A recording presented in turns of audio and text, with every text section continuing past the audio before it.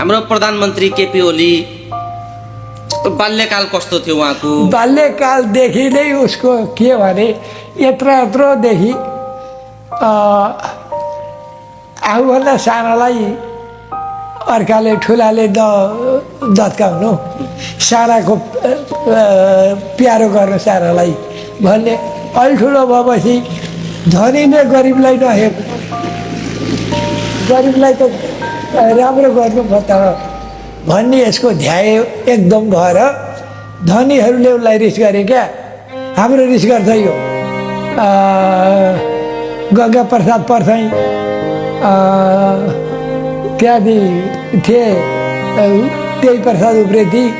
देवी प्रसाद उप्रेतीले चाहिँ मलाई बोलाएर तपाईँको छोरो अलिक राम्रा मान्छेका पाली पऱ्यो भने साह्रै गजिलो हुने भयो, तर फटाका पाली पऱ्यो भने बिग्रिन्छन् पनि भने देवी प्रसादले मलाई उसलाई उसको बात बेहोरा देखेर उसको भनाइ गरिबले गरिबलाई गरिब छ भनेर नहेर्नु, त्यो एक दिन धनी हुन्छ।